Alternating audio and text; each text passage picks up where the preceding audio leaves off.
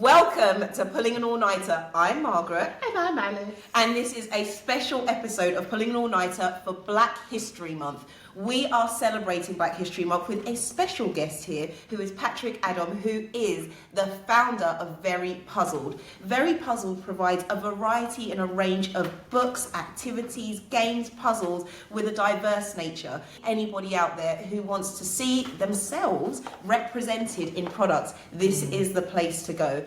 And today's episode is really to find out about Patrick, his journey, what have been the highlights, what have been the challenges, where is he going next, how do you get your hands on these products. We're literally just getting to know Patrick in this special episode. So thank you so much for joining us. Thank you for having me, I really appreciate it.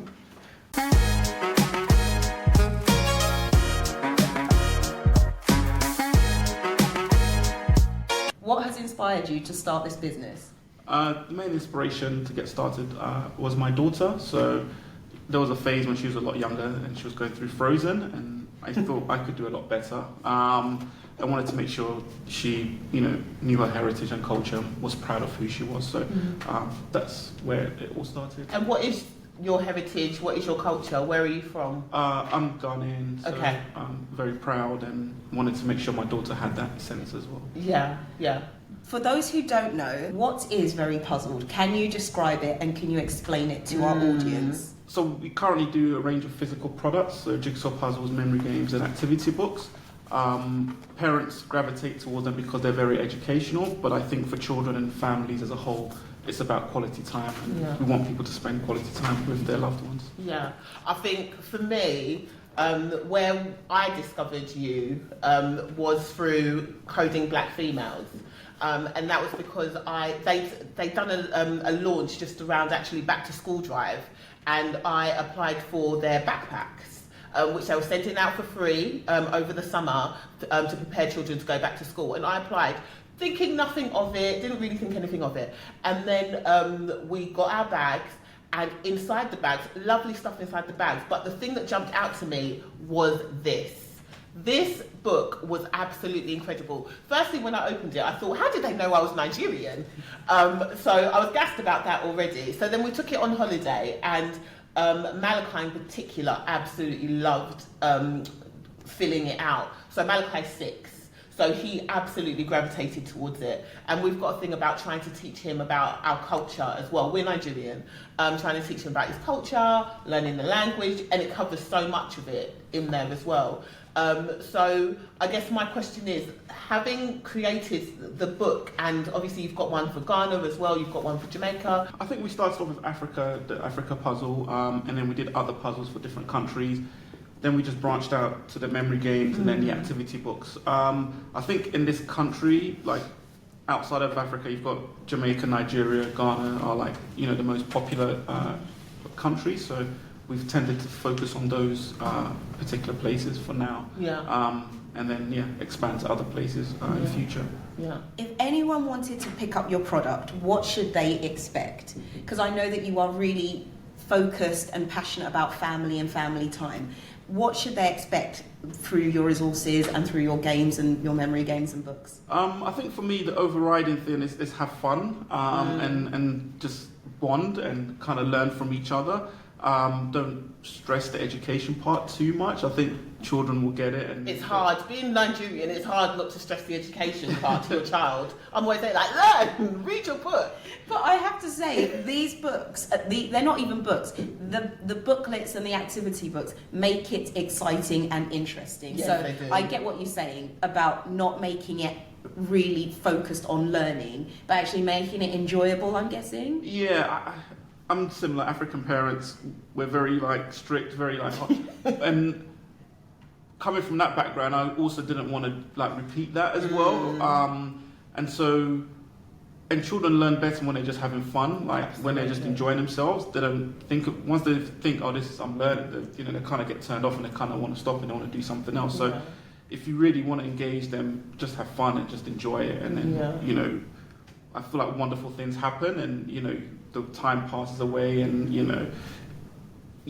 parents start talking about where grandma's from or where dad's from, and how they grew up and stuff, and you just open up, and so focus on that and just have the quality time. They've got, how many hours a day at school where they're learning, so True. let them have that time. True. And speaking of growing up, tell us about your background. So where did you grow up and what did that look like, and what from your childhood are you trying to instill in your daughter, and now that you're a parent yourself and stuff, what does that look like for you? Yeah, so I was born in Ghana, and I grew up there till I was 6 or 7, and I moved to the UK.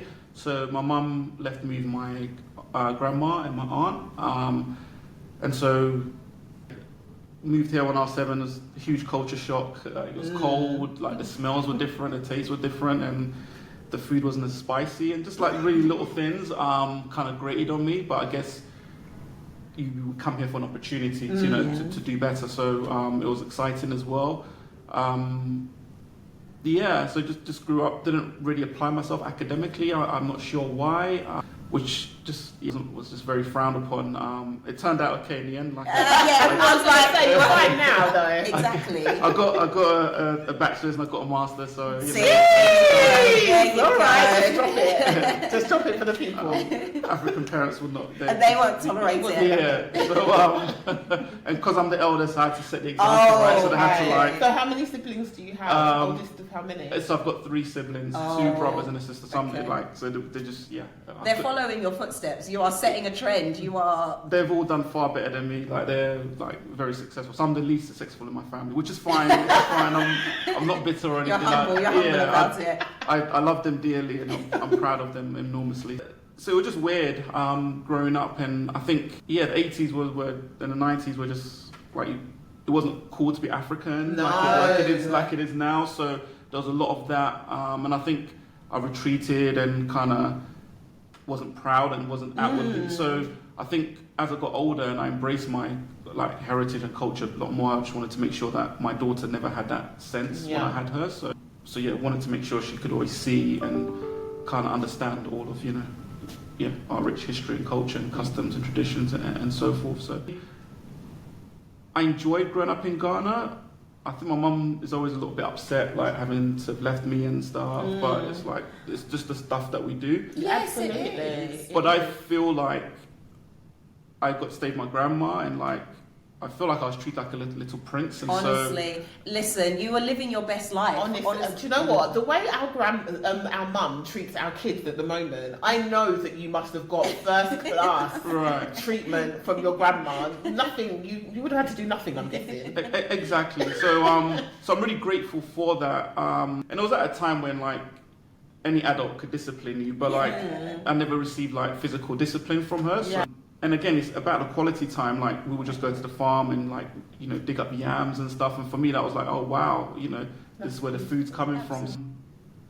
It sounds like all of that has influenced what you do. So talk about you're there, your daughter is loving Frozen, she's singing along, let it go at this point, and you're thinking, oh no.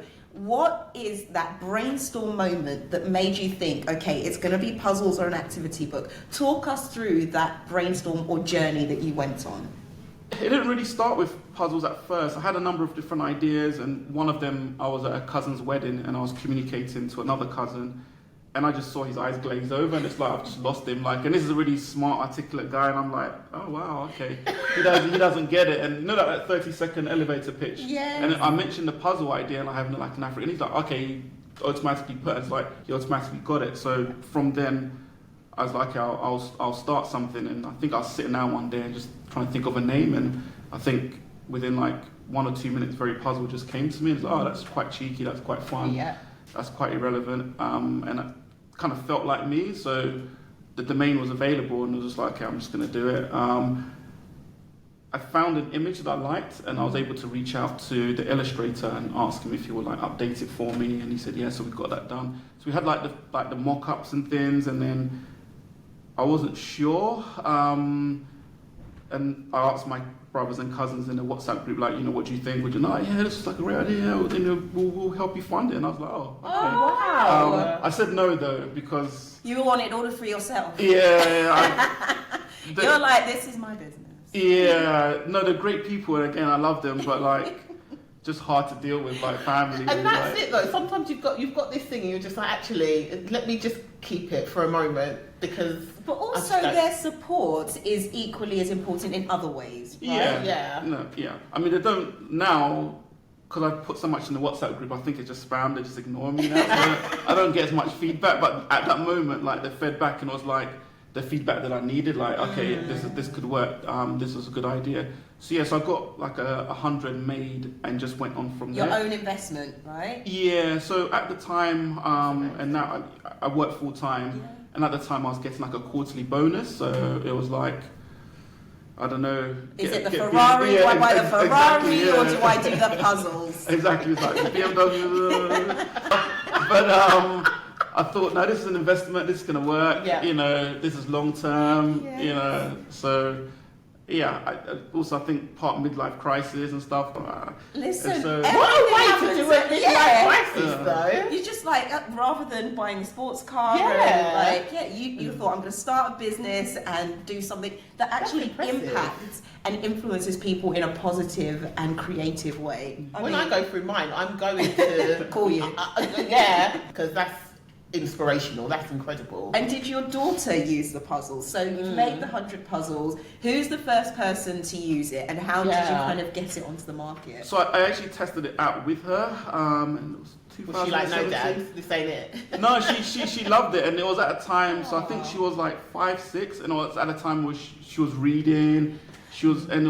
And I didn't. They were just like, oh, let's just do this activity as we do any other activity. So it wasn't like, this is my idea, this is what I've done. I kind of wanted her honest, kind of, and like, yeah, she loved it. Like, we had like music playing, and we're just kind of doing it together. And it's like, oh, what's this country? And like, it's Egypt, Dad, of course. Like, okay. It's like, how do you know? Because it's got the pyramids. I'm like, okay. And so I've got a clip of her, like, you know, just tutting and just like, so yeah, so we did that, and again, just seeing us doing it, the feedback is, because we had other puzzles, like I think we had one of like Thomas the Tank Engine. It's like, doesn't resonate. How did you make your first sale? And I know that's a random question, but you know, for everybody out there, they're going to think, how did you make your first sale? Before you tell us that, I just need to tell everybody about how I came across it. So I was, it's been on various websites that I've seen and clicked on, but actually at my workplace they did an event and there were lots of stalls celebrating African culture, and your puzzle was there,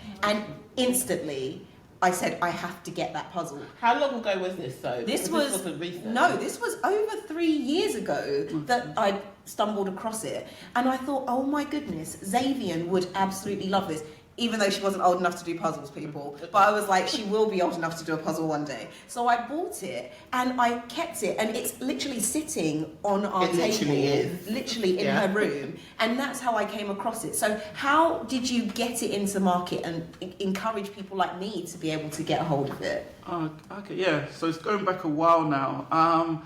At the time, there wasn't maybe such a big hype, because I think after like George Floyd and the Black Lives Matter, I think people became more conscientious and like wanted to buy black a bit more. But before that, it wasn't such a big deal, maybe. And I think I had like mock-ups and like photos done, so I had an Instagram page and I followed other people, and then I was just posting on Instagram before the product was available, just getting people like excited, building a bit of hype.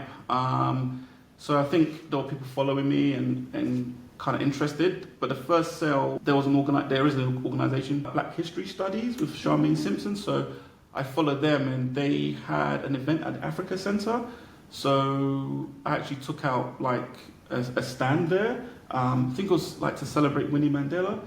So there, like I said, I bought like initial 100, I think I took like 20 or 30 there. I think I sold maybe 10 or 15, and she had another event the next day, and then so she bought like 10 wholesale, something like that. So from then it was like, oh, okay, cool. And then I think that was the Friday evening. I think on a Saturday I drove around a few shops to be like, you know, do you want to take them? And I was very determined, like, I'm gonna get the sale. And I think one shop was like, and I was like, okay, just do like sale or return. And so they're like, okay, yeah. So what was your sales pitch then? If you give us an example of what is you walking into a store and giving a sales pitch? What does that look like? I didn't have a sales pitch. I was like very, very nervous. Like I had to really like Right. What was the talk in your head to yourself? This will work. You can do it. Don't worry. Like, I think for me, part of it is it's really catchy and it's really vivid and vibrant. So I feel like it sells itself. Absolutely, and I think people are always like, oh, the quality's really great. I'm like, what else would you expect? Like, why wouldn't you expect it to be good quality? So that always surprises me. But I think just showing people and letting them touch it and see it, it's like, okay, yeah, we could be interested. I think the initial thing was, oh, it's new, we don't know it's going to sell, and so part of it is like, okay, take it. If it sells, pay me. If it doesn't sell, like, you're not losing anything. So I felt that was quite easy, and because I could drive around, I feel like there was that personal touch. Yeah. Now it's maybe a bit more email and a bit more distant, and so maybe that's a bit harder to connect with people. But I felt it was very simple, it was affordable. So I kind of had those like USPs in my head, but I just felt there's nothing to lose, just go in. And I'm not a salesperson, but I think I work in IT, but I see a lot of the IT salespeople, and so I think I was just taking kind of some of the cues from them and some of the ways that they work. I think so. That kind of helped. So you went into a few businesses, you knocked on their doors, a few people said yes, and now you are in what stores? Tell us where we can actually find you, because you've gone from one little shop to... So we're now in Hamleys, John Lewis and Waterstones, and we're still pushing to be in a few more bigger places. So that is absolutely incredible. And when you see your product in stores, have you taken photos with your products in store? Because I would be all like selfie in front of the store. How does it feel when you walk into a store like Hamleys and you see your product there? No, it feels really great. Is this where you imagined it would be? When you started this, did you think, I'm going to be in John Lewis, I'm going to be in... Or were you just very much, actually, I just want to grow something and see where it goes? It was a bit of both. I think it was initially just do it and get it out, because I know I can procrastinate, or I can have like ideas and it never gets off the spreadsheet. And so I think just start something and grow it and see how it goes. But then in the back of my mind, I definitely did see that. And even during lockdown, we did like product reviews, me and my daughter, like on Zoom, and we uploaded it, and we did like some role play, because she was still at that age where we could play. She wanted to talk to Dad and hang out with you. I'm so nostalgic about it. But so we did that, and it'll be role plays where it's like, oh, hello, this is, Tesco's, we want like 100,000 units. And so we were kind of doing that. But also I feel part of it was like manifesting as well, right? And kind of actualizing. So, and some of that is coming true, and we just need to keep pushing. I think we're very, very close. But it was fun. It was funny because she just quotes some really astronomical numbers, and I'm like, whoa. But I love it. That's it. That's it. Children have no limits, right? Exactly. And as obviously you've got your daughter, what are you trying to show her from what you've created? What is it that you're trying to show your daughter? Whether it's about the business or whether it's about dreaming and doing what you want to do, what are you trying to instill in your daughter? Yeah, that's a really that's a really great question, and you mentioned that before and had me thinking, because at work they'll talk about the culture and like the corporate culture, and so I feel like families, countries, like different like ethnicities have cultures as well, and so, and I guess what's our family culture is an interesting one, and I think for us, we're hard workers, I think, which typically tends to be like business or farming or business and property, one of the two or both. But it's strange because I think there's a lot of stuff on the internet where sometimes it's like the grandparents worked hard, the parents worked hard, so the children they can be like artists, they could be more dreamers and kind of, be actors and stuff. And so it's interesting. So I'm not sure, because my parents don't necessarily sign off on all of my decisions and things, but I think in the end they're still proud and they still see, you kind of have to go your own way. So I feel like I can't tell her. It's more just embodying and just being like, I took risks and I tried, and whether I fail or succeed, I always wanted to be able to tell her to like, go for what she wanted and like live her dreams, and so I feel like I couldn't say that without also doing it and embodying it. So I think for me, in anything, try to embody what it is that I want from her. But ultimately, be happy. I think in my family there was always a drive to be successful, and that typically, lawyer, accountant, doctor, Absolutely, a professional. But I think sometimes people have that, but they aren't happy, they aren't content. And so I think be content, be happy. And I like the Maya Angelou quote, and I have that on my email for just like success is liking yourself, liking what you do, liking how you do it. And in that, there's no money or there's no like status or anything like that. So I feel I try to live that, and so be successful in your own terms in the way that makes you happy. So that's what I want for her. But so I'm going on. But inside of that, I think just work hard, be nice, really. Just simple and be yourself. Yeah, and I think it's key though, because we're a new generation, I say loosely, of parenting at the moment, where we've taken what our parents have given us and we've kind of diluted it slightly and said, actually, I'm going to focus a bit more on my child's well-being a little bit more, and not just the work. And I think we're in a now generation of actually, how is my child feeling and what do they like and stuff like that, whereas that probably wasn't what we had in our time. So I'm sure when your daughter and our children get to a certain age, they'll then dilute what we've taught them and then have their own style. So I think it's just testament to actually you're parenting as you go along. But I always say in my parenting, I'm healing as I go along. So there's stuff that I don't want to do from my parents that I want to change. So I think that's absolutely key, what you just said. It's really important. Can I just add that you are such an inspirational dad, and I think we all use inspirational way too much, everybody, but on this occasion, your daughter, no matter what she does in life, is going to be successful, because I think you have instilled in her the importance and the things that you think are core to her values and ethos, and I think that is just really important. And the fact that you are leading by example, and that you are, changing the world and the way people perceive the world and the way people see Black Africa is incredible. So congratulations and well done. And I think your daughter is just going to be amazing. Does she think you're a cool dad? No. I don't think any child thinks their parents are cool. I think there's some pet kids who think, I'm sure my kids don't think I'm cool at all. I think I am. But yeah, what is her perception of you? What do you think her perception of you is? It's interesting. Like I co-parent, so her mum does the majority of the parenting during the week. So a lot of her upbringing, a lot of her who she is down to her. So That's lovely. Thanks, Dad. Say that. That's But credit. I feel I think me and my daughter have a great relationship. It's weird because now that she's becoming older, now she's more mature.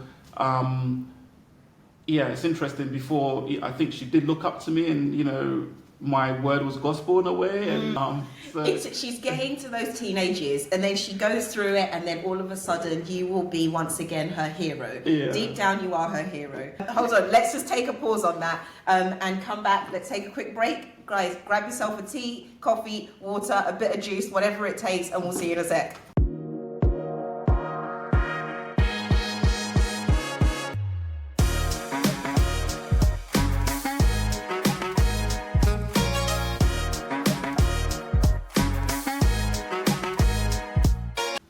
There's always lots of challenges in business, daily, weekly, monthly, yearly, whatever. I think my perspective is a challenge is an opportunity. So how do you get over that challenge? And they're there to help you grow. So I try and be positive and look at it in a good way. I think the main challenge, there's lots of financial, technical, whatever. But I think for me it's relationship and personal. So it's balancing having my daughter on weekends but wanting to do markets. It's having a partner and trying to spend time with them.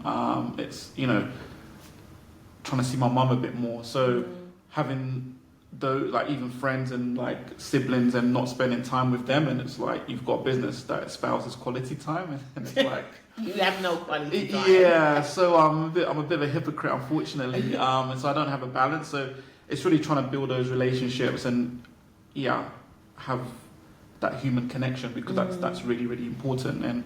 And even in business, like with customers or with potential suppliers, with potential buyers, big corporates and stuff, trying to build that relationship, that human connection. I think it's something that maybe I'm not always good at. I like to hide behind the screen and just send emails and connect No with more people. hiding, anybody. Yeah. So Okay. so honing in on those relationships and actually cherishing those relationships, because that's what's important. Everything else is great, but actually people that actually care about you, it's worth more than anything, really. Yeah. I have to ask about Dragon's Den. So I love Dragon's Den. You will know, love it.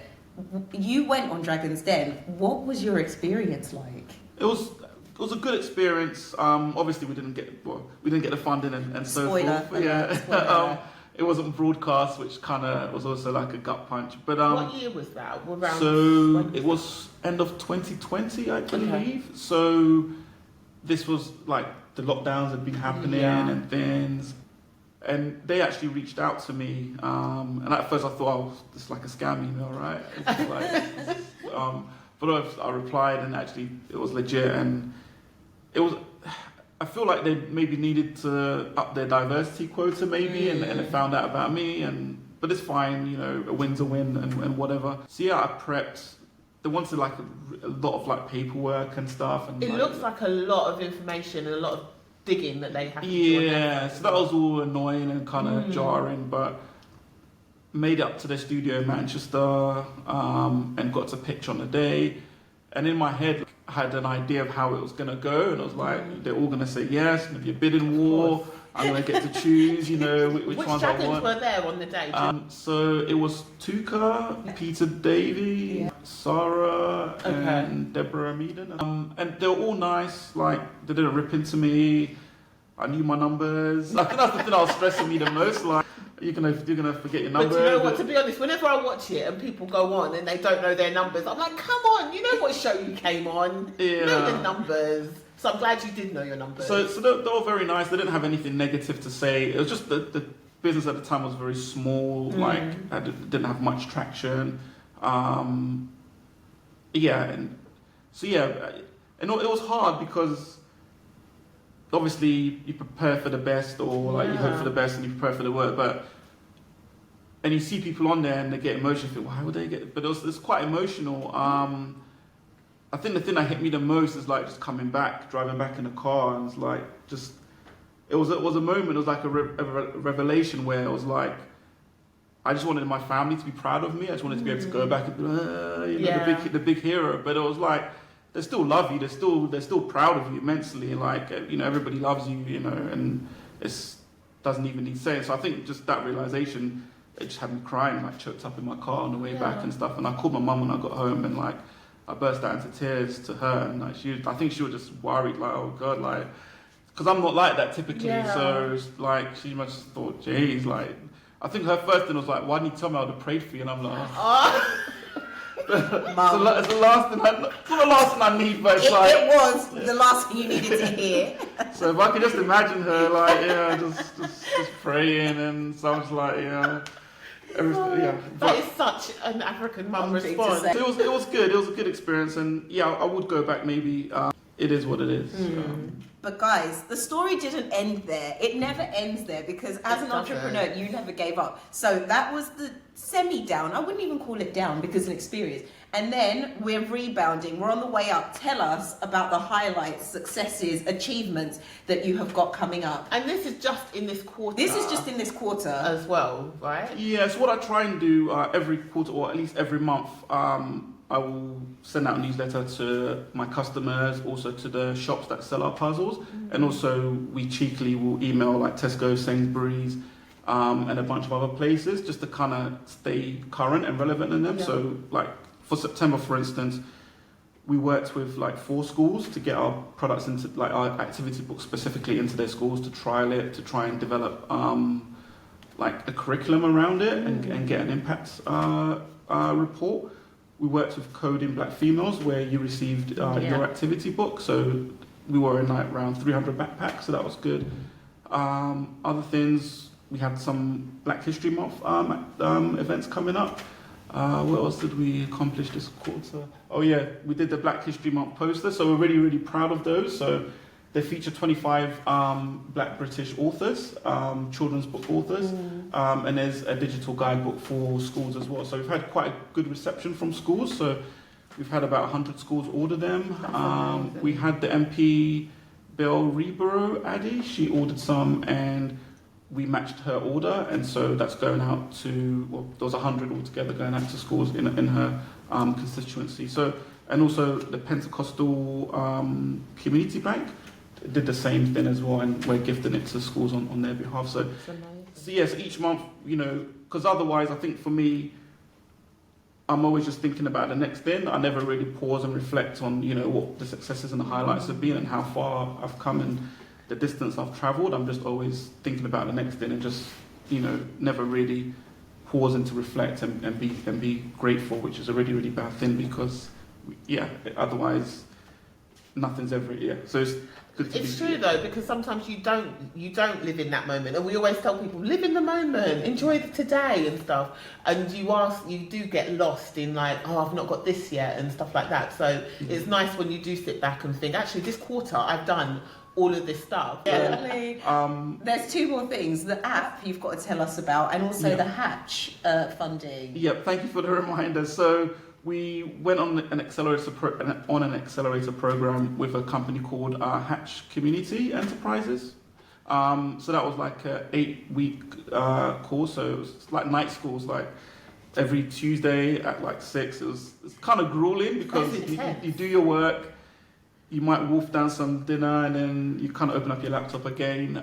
So we did that, and part of that you can then apply for a grant, and luckily they awarded us a grant for £5,000. Congratulations. Thank you. The idea is that we will use that to create an app. So we love our physical products, and you know, I've always been very anti-screen time, but that's not every parent. Yeah. So I can't enforce, you know, my view of the world. But also it lets us get into more homes, it lets us get into more hands. So I think it lets us really amplify our mission. So yeah, we're looking to, you know, digitize a lot of our content. I think we've got really great content, really great, you know, like products, and it's digitizing that. So I think we can reach, you know, a wider audience. And also with, you know, the products are great, but with an app, stuff can be I don't know the word for it, but like it's not just a one-off. You can kind of redo. It can be dynamic as well. So and so I think there's benefits in that as well. We really look forward to the app. Because I will definitely use it. I'll download it and get Xavier and Malachi to use it in moderation. In moderation, you know, of course. because screen time and all that. But but going back to what you were saying about Black History Month and the bits that are coming up. Obviously, we follow you on Instagram, and you have been consistent with your uploads on Black History Month and stuff like that. Is there anything else that you're doing for the month? Obviously, you have the posters too, but has there been anything else that you feel like actually, So we've got a couple of events that we're doing an event at John Lewis in Brent Cross on the 19th of October. That's sadly sold out, which is really great. So that's brilliant. But it's sad for everybody else. But you will be able to see it on Instagram and all the updates. So follow Very Puzzled online. So we're looking to hopefully do that more, like maybe once a quarter or something throughout the year. Then there's a corporate accounting firm, PFK. So they invited us to their offices in Canary Wharf to do like a market with some other vendors. So that will be good. And then there's a community organisation, a sports organisation called Badu Way.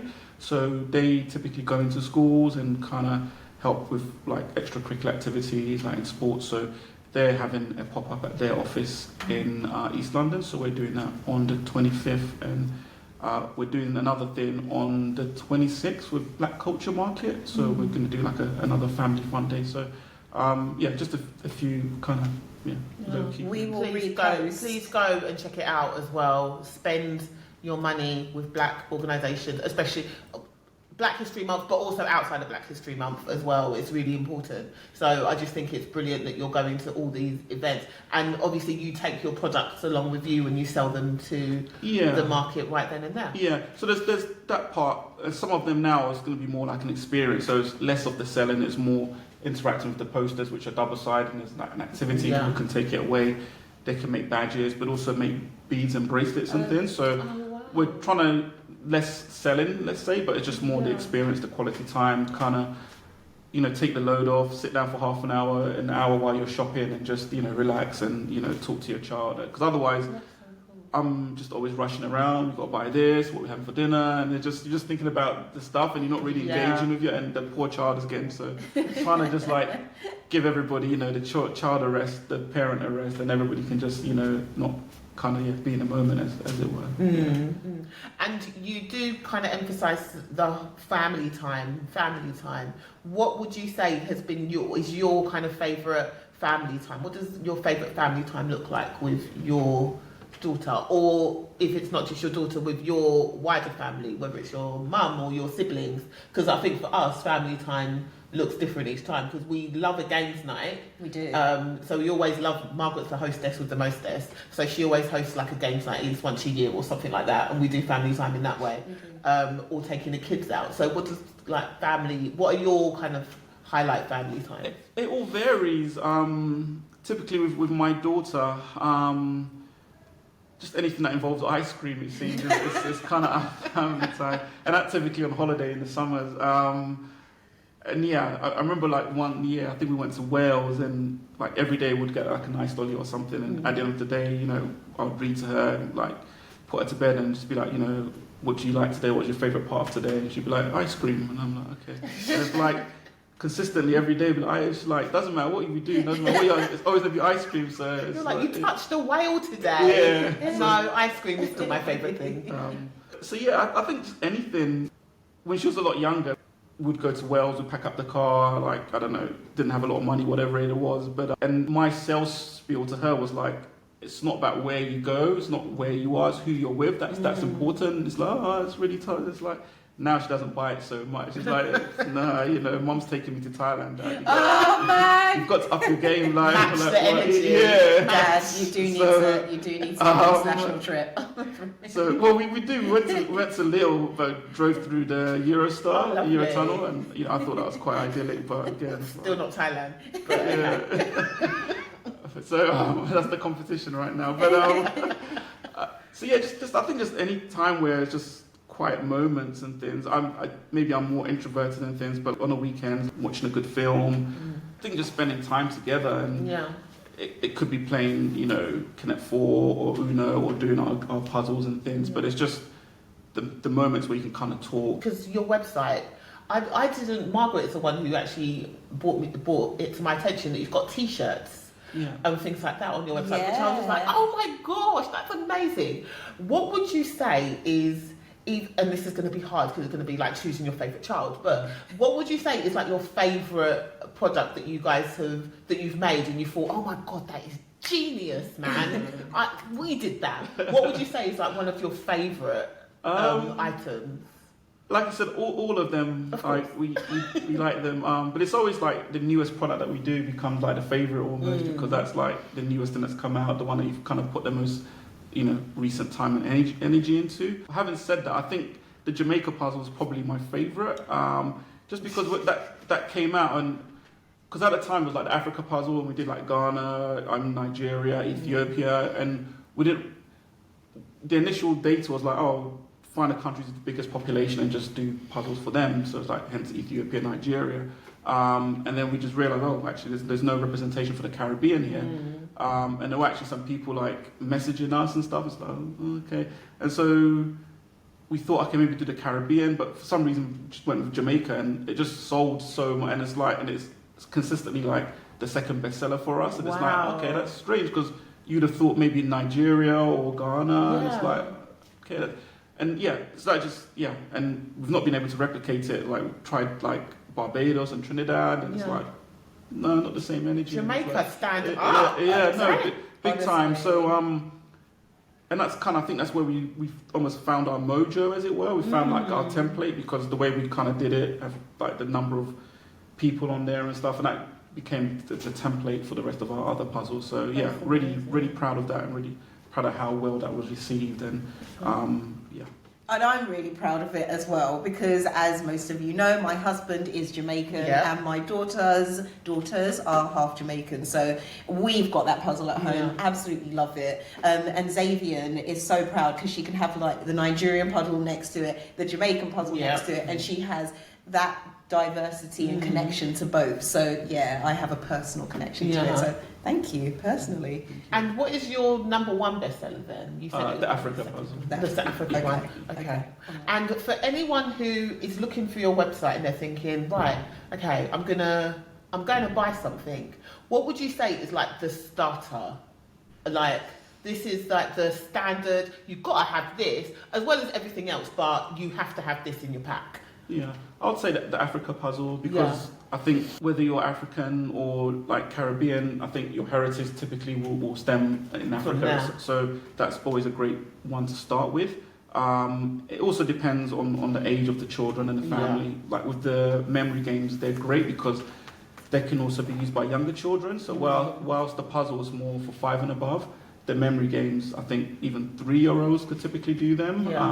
They might get bored and like impatient and stuff, so there's that element to contend with as well. But I think above 3-4, they'll be fine. And it's also, whilst the puzzle's more solitary, maybe more like a one-player kind of pursuit, the memory games, like games that if you're more competitive, then you can all kind of do it, or 2 or 3 of you could do it. So I feel that maybe involves more people, so it depends on the family. We're going to incorporate into a games night. Honestly, there is a games night on the way, ready. It's going to slot right into a games night. And we've got card games coming out, so I think they'll prove to be popular as well. So. You're going to see a lot of, we're going to show you, we're going to film some of it, and you're just going to see a bunch of adults screaming and shouting, because that's what games night usually looks like. So yeah. And that's what you want, and I think typically we might save those for Christmas as well, maybe when we gather, and it's like actually you want to incorporate that and do that at least once a month or so, and have it more throughout the year. And I think it's don't want to say mindset, but it's one of those things. Once you start doing it, then you kind of just keep doing it, you keep expanding, you get more games, you get more and more into it, and you get families with like whole shelves of like board games and stuff. It's that quality time again, right? It's that you're spending time. It's not what you're doing so much. And I remember growing up in Ghana where like the power would go off, and like we'd have candles and would play Ludo endlessly. Like, just why do we find so much entertainment and like for hours? And it's like it's just laughing at the people that you're with, right, and having a conversation. And I think that's whatever mechanism you use. That's what we want to foster. Absolutely. Obviously, there's the cultural, the diversity element, there's the heritage around that, but it's really just spending that quality time. I remember like going to my uncle's for Christmas and would play charades, and again it'd be like hours, and like people do like the worst kind of like actions, like we've got too many stories for you. I feel like we grew up in the same family, because honestly we would play charades and Ludo, Ayo as well. All these games, there was no TV, there was no kind of internet or anything like that, but you made do because you found the entertainment. So, what's next for Very Puzzled? What's next for you? 2 years, 6 months, 5 years, 10 years, 60 years? What's next? 60, I don't know if I'll be alive then, but don't say that. Your mum's gonna watch it and be like, God forbid. So don't say that. You will live a long life. So the immediate future is the app. So we want to execute that, do that well, get that tested, and expand on that. Expand on our product range. So some of the discussions we're having is to extend the activity books and do continents, so North America, South America, Europe, and so forth. The idea being that would then allow us to get into Tesco, Sainsbury's, WH Smith's, have the huge volumes, and then get into America. Ultimately, I look at it as almost like succession planning, as it were. So with my daughter being 12, in 10 years, 22, 23, 24, whatever, graduated, and it's just like, you need to leave the business that like I'm taking over, like, you know, Love that. I'm retiring you and you're too old, you know, you don't get it, and, you know, I've got bigger ideas, you know, I've done my degree, you know, I know about marketing, whatever it might be, and, you know, I've got some ideas, and it's just a new fusion of like ideas, dynamism, and just take over, and I'll just, yeah. You'll Be retire, retired. be on the beach somewhere, Whatever having that, ice cream. yeah, definitely ice cream, whatever that might entail. But she's got her own ideas, Yeah. and she's bold and so forth. So that might not be her thoughts, but I feel I've got nephews, I've got nieces, so I feel it provides them with opportunities. And if anything, I feel it gives them the opportunity to cut their teeth, to kind of get work experience. So even if it's like, you know, I've graduated or I need like a project or something, they can learn, cut their chops as it were, and then, you know, go out into the big bad world, having like almost been incubated and we kind of learn. So I feel like having those opportunities, because we don't have those safe spaces, those business for, you know, our wider community. So I think if we can do that, then that's a really great thing. If tomorrow they said to you, okay, right, you've got to go and do a pitch about very puzzled, what would be your key things that you'd want to get across? I feel like there's a need for our products. So we've proven attraction, we've proven the demand. I believe that we're only at the beginning, as it were. So I feel like there's room and a scope to grow, and it's just about getting that support. And it's not necessarily monetary support, because I feel if we can get into Tesco, Sainsbury's, WH Smith's, whatever it might be, you know, Walmart and so forth, then it's not like we need like hundreds and thousands of pounds or millions of pounds. The sales will take care of themselves.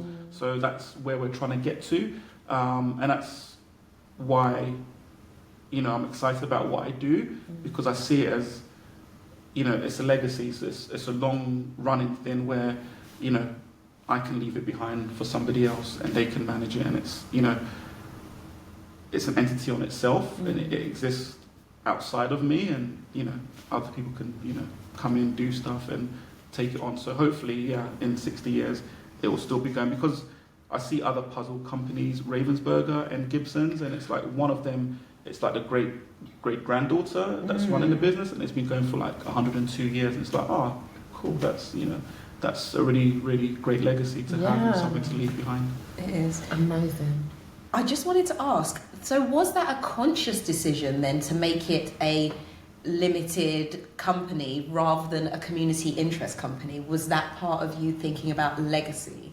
I think so, definitely. I think at heart, in some way, I'm a capitalist, you know, whatever that means. And I kind of just believe in, you know, just business and what that can do, as opposed to, I mean, CICs, charities, they're all important and all, you know, much needed. But I felt, you know, be a business, you know, get into Tesco's, get into Target, just have that vision, and then being able to use the profits and the proceeds from that to be able to, you know, do good works as and where they're needed. But I feel that's good, but also if you can employ people, that in itself is also giving people employment. It's, you know, they can then, you know, take care of themselves. So I feel, charity's needed, but also I think you need business that can employ people as well. And I agree.